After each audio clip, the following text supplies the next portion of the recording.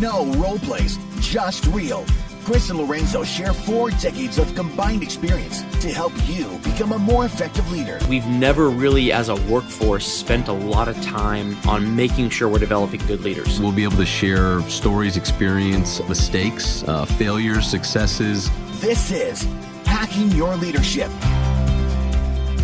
Welcome to Hacking Your Leadership. I'm Chris. And I'm Lorenzo. And Lorenzo, happy anniversary. Happy anniversary. Thank you. Same to you. Thank you. For those of you wondering how we are both having an anniversary, it is the 4-year anniversary of Hacking Your Leadership. Our very first episode posted August 2nd, 2017. And so this marks the beginning of the first episode of our 5th year of doing Hacking Your Leadership. And I know I was just saying to you right before we started recording this that it simultaneously feels like less than 4 years and more than 4 years at the same time. Yeah, exactly. No, it's funny because thinking about all the things that we've done, all of the episodes we've recorded, all of the guests that we've spoken to, and then remembering back when we first started the podcast when I lived in a different city and had an office with no door and would have to record at 11 p.m., quietly with headphones on, not to wake up my, at the time, 2-year-old daughter. Right. Like just thinking like that's where it started to where it is today. I agree. It's like it's hard to imagine it's actually been 4 years.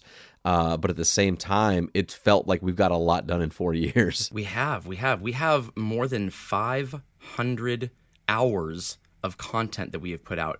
If you add up all of the episodes, all of the Thoughtful Thursdays, all of the guest interviews, all of the guest series, all of our core Monday episodes, everything that we've done, we have over 500 hours of content, and that blows my mind.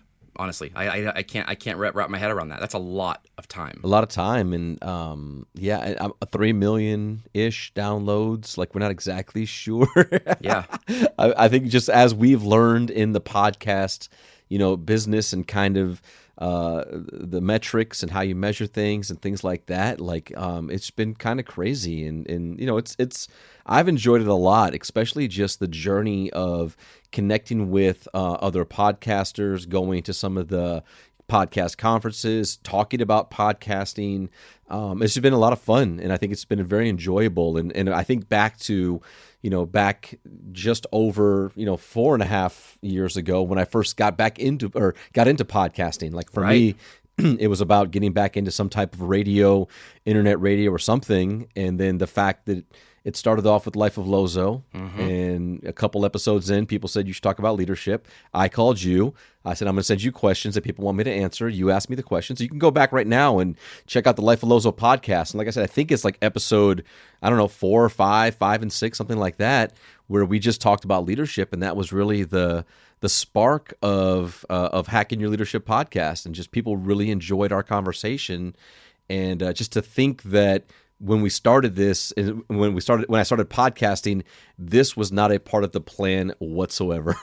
Nor could it have been. Right, You can't plan anything out like that. People who plan stuff like this out, or who try to, it never goes the way you planned it. You just kind of have to. It's what our friend Gil, who our mentor, we've both known him a long time. What he always says is the difference between a compass and a map. If you try to use a map for things like these, it's never going to work. You just have to use a compass. You have to know the general direction that you want to go in, and what feels like it is in spirit of that direction, and then just kind of trust the process. Trust that what you're doing is going to work. And I will say, because you won't plug yourself, anybody listening right now, go look up Life of Lozo podcast and listen to the very first episode of the Life of Lozo podcast, because it is so funny and so good. It was with your friend Christian, who was on the show, and the stories that he told about the Blue Angels, and it's so good. And it's very rare that I'll listen to a podcast on the very first episode and become enthralled in it.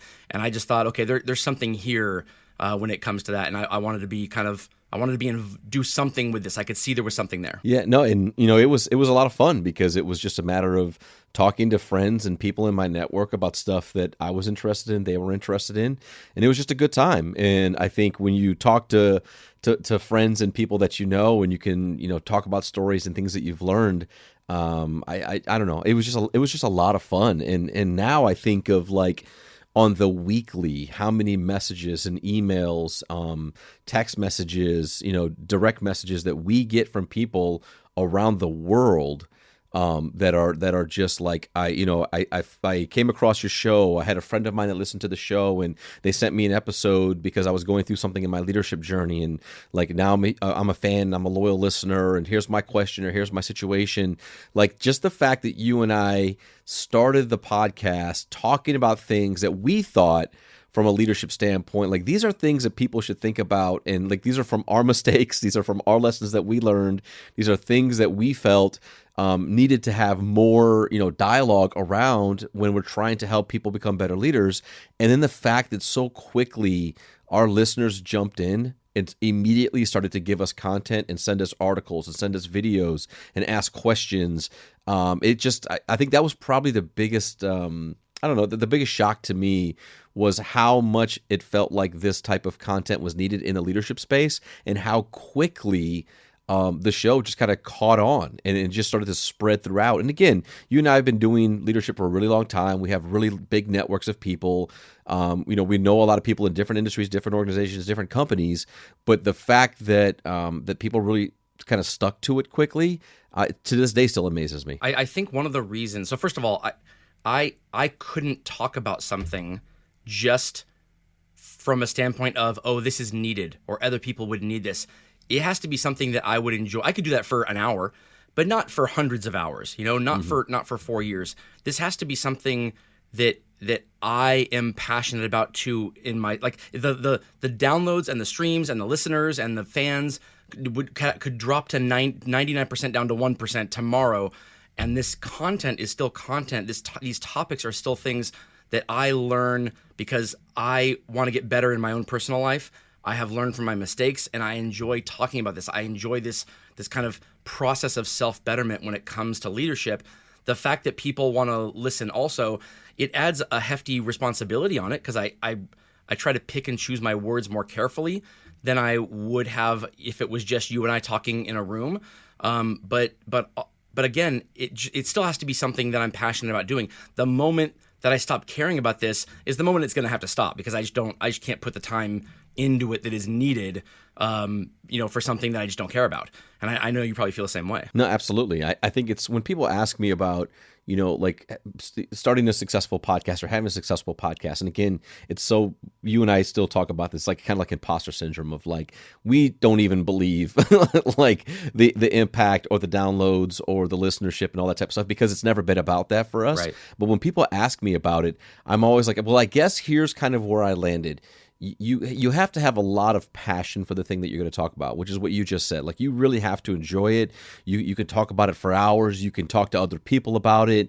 You have an openness to learn more about it, to be curious about it, but to also like have a perspective and just a real passion to want to talk about something.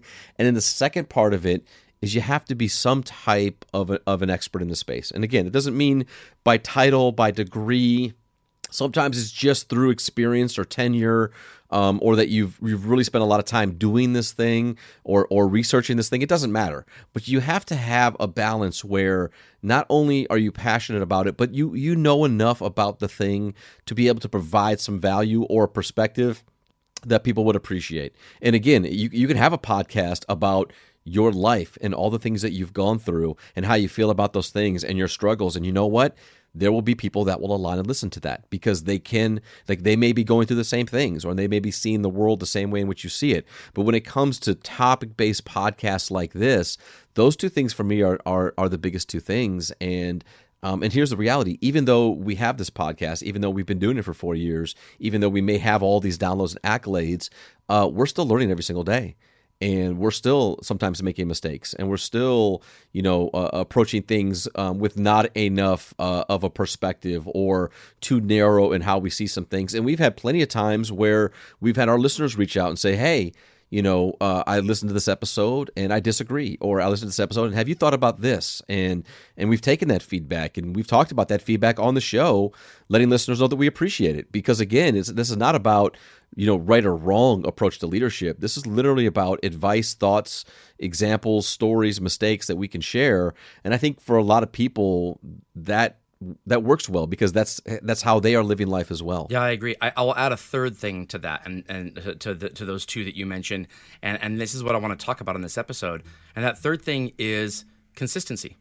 And I'm not one to I don't like patting myself on the back or patting us on the back as much. I think I want to let the numbers speak for themselves, and I don't want to start believing my own press clippings too much, because that's when people start to you get a false sense of what you think you know about yourself, and really it's what the world thinks about you that matters more than what you think about yourself.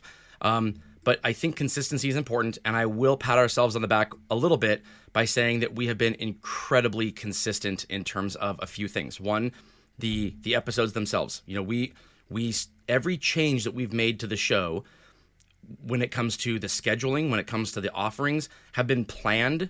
They've been trying to meet our listeners where they are and reacting to what people have said that they want to see or hear from us versus what isn't responding well. Like if I look at the downloads of each type of episode, which ones tend to be get the best feedback, which ones tend to make people think the most or to reach out and say that was great, but I have a question about this. Those are the things that we have tried to kind of double down on, and the ones that have less engagement are the ones that we try to kind of let go by the wayside. And our core Monday episode that we have done every Monday since August of 2017, we've never missed one. At the end of 2018, for people who don't know this, I had surgery for colon cancer and I'm fine now. But in December of 2018, and there was a 6-week period that we took off because I was in bed healing from major surgery, and we said that to our listeners in advance, and we talked about it. I was transparent about it, but I couldn't be sitting up at a desk. Other than that 6-week period, which was during the holiday season anyway, and it was during a time when a lot of people have less time to listen to podcasts. In 2018 was during that time. We've never missed a Monday episode, never. It's never not gone out by 6:00 in the morning Eastern time on Monday morning. We've recorded them in advance when we're going to go on vacation. We've recorded 3 in advance when we know that our schedules are just not going to line up because our schedules are just too packed or we have stuff going on with our kids. The podcasts that I know that I gravitate towards are ones that I can kind of set my watch by. And it's like if someone said, "Hey, go check out this new show, this new TV show." Oh, great! How many episodes are there? Yeah, I don't really know. They just kind of put out a new one whenever they want to, and some of them are 10 minutes long, and some of them are 3 hours long. You just never know. I'd be like, yeah, I'm out before I'm in. Like I'm not even because if I love it, then all of a sudden the episodes go to 3 hours and I don't have the time commitment to put in. I can't be there. And it's just one of those things where I think telling your audience what they can expect from an interval, from a length of time, I think that's imperative to inviting them along for the journey. And I think that's something that we've done really well. And I think if you're a leader of people, that's something that you need to do really well as a leader of people. You have to be predictable. You have to be consistent. You have to make sure your people can kind of set their watch by you. And so the one I want to ask you is this something that has been a struggle for you? Not a struggle, but is this something that's been important to you in this process or something that's been in the front of your mind? And is it something that you take with you in your leadership journey? Yeah, absolutely. Yeah, I think that the consistency piece is absolutely key. And I think it's balanced with maybe, innovation, learning, adjustment, evolution, because again, this to your point, we started this show, we would do a Monday and Thursday episode, and they were both 20 minutes long. They had 1-minute hacks. And then we adjusted it because a lot of people were saying they really loved the length. And we did a couple small little snippet things as trial, just like, hey, maybe here's a little thought about leadership. And there's something that we would read or a quote or just a quick little off the top of the head, I'm thinking about this. I think this would be good to share with people that are out there. They might be thinking about this too. And then that also caught a lot of attention. So then we evolved, and where we have our Monday episode, then we had Thoughtful Thursdays, which was shorter versions.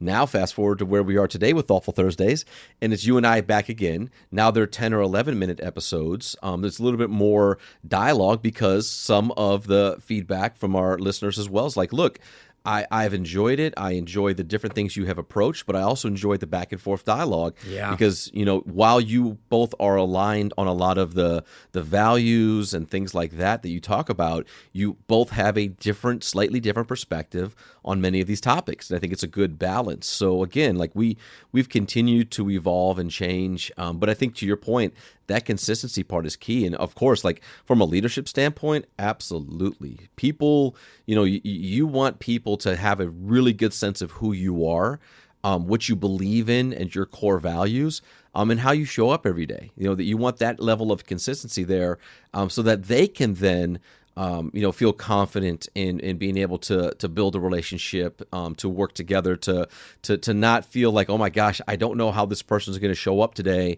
so I don't know if today is the day that I want to talk to them or it's going to be tomorrow. You want that consistency across your brand, across your emotions, all those types of things. So I absolutely believe that many things I've taken away from the podcast. One of those things being that just be consistent, be where you say you're going to be. And if you say things like, you are accessible to your people, well, when they reach out, you better be accessible. Right. I think there's a kind of a gray area when it comes to what you mentioned about the emotional place, like where you are as, from an emotional standpoint in terms of, predictability. I think the more effective leaders are the ones that, I don't want to say wear their heart on their sleeve, but they're ones who have no problem with showing vulnerability and showing what emotions they're having. And sometimes, as a leader, the emotions that I feel are frustration or anger or the trying to get things done that I can't get done, or scheduling conflict. I mean, things happen. A leader that comes in who says, "Okay, I'm going to leave my baggage at the door because I need to be always on stage for my people," that's what you're going to look like you're on stage. You're going to look like you're not the real you, that you're trying to be somebody different for your people because you think that that part of a leader is, not showing panic, not showing fear, not showing vulnerability, not showing that a situation is scaring you or that you don't have all the answers. That might have worked 50 years ago. It doesn't work today. And so, from a standpoint of consistency, it doesn't mean consistently making sure that you're always that, beacon of positivity. It means that if you are feeling those things, if you are feeling frustration, if you are feeling anger, if things are kind of triggering you or getting you off your game, that it doesn't translate to how you treat your people. You can separate the two. That your people know that you might be feeling something, but it doesn't mean that you're not accessible to them. It doesn't mean that you're going to bite their head off or you're going to take it out on them. It means that you can still have that relationship, but maybe they can meet you where you are. I know some of the best relationships I've had with leaders that have become like long-standing relationships, even though there's no longer a reporting relationship that anymore, are people where I have come up to who have been having a bad day or a bad time and pulled them aside and said, "Hey, can we talk for a few minutes? I noticed something's wrong. What's going on? Let's talk. Let's just have a conversation." And to say that to, like I've said it to my boss, direct boss before, and sometimes that'll take the person aback a little bit. They'll be surprised by that. But those are the beginnings of what great relationships look like. Is can you step outside what a reporting role looks like and just have a conversation as people? I think it's really, really important. And that won't happen if there isn't an opportunity to do that, which means there has to be some type of vulnerability, some type of issue that has to be solved. And if you're constantly trying to be that like I said, beacon of positivity, you really are setting yourself for not having those moments that can really be game changers for relationships. Absolutely. And before this episode's 1 minute hack, I do want to take a second and thank a handful of people that have really not only been there from the beginning of the podcast, but have been a big part of the show and have been guests or have helped us across the way, So important. Definitely. Yeah, including many of our Patreons and some of our early listeners and supporters. So I just want to run through some bunch of names here. Jonathan, Nancy, Deborah, Carrie, Troy, Adam, Francisco, Frank, Dan, Stacy, Julie, Charisse, Jason, two Jasons, Jonathan, Rhea, Thomas, Megan, Betsy, Mike, and Crystal. These are just people, and you know who you are because I'm sure you're going to listen to this episode, who have literally been with us from day one, have been a part of things that we've done. I also want to thank Vic and Brand Crumbs, and I want to thank, Christian, as you mentioned earlier in the podcast, one of my first guests in life of Lozo, because he was also an early on advocate of the show, and really, really helped us by listening to our first couple of episodes and giving us some feedback. But all of those people, from my side of things, have been extremely helpful, and we really, really want to thank them for the support over the years and helping us build the show. And is there anybody top of mind for you before we go into the 1 minute hack? Yeah, so specifically a couple people. So Steven Shedletsky and Scott Miller were two of our first guest interviews, and they were at a time when we didn't have any guest interviews, and they reached out to us to want to be on our show, and at a time when we were the ones trying to pitch people coming and being on the show. And now we have 30 requests a week for people who want to be, guest interviews. But at that time, those people took a chance on us without being able to see a library of previous guests to know that we were going to do right by them. And they're not small people in their organizations. Steven Shedletsky reports directly to Simon Sinek. Scott Miller at the time was EVP at Franklin Covey in thought leadership. I mean, I sincerely appreciate those two gentlemen and their time and kind of taking a chance on us and kind of trusting that we were going to do right by them. And that kind of helped open up the floodgates to a lot of really great interviews that we've done over the last couple of years. Absolutely. And with that, here's this episode's 1 minute hack. But first, a few words from our sponsors. The 1 minute hack. All right, this episode's 1 minute hack is about consistency. Whatever you're doing in your life, decide whether or not this is something you can do consistently, whether it's starting a podcast or being a leader of people and what that looks like with your people. Be consistent or eliminate it from your life. If it's not something that you can do consistently, if it's not something that you can really put an effort into making sure it's on an interval or that you are doing it at the times when you have said you're going to do it, then eliminate it from your life because it means it's not actually important. If it is important, you'll be consistent with it. The more consistent you are with things in your life that are important, the less time you'll have for things that aren't important. And that's a very good thing.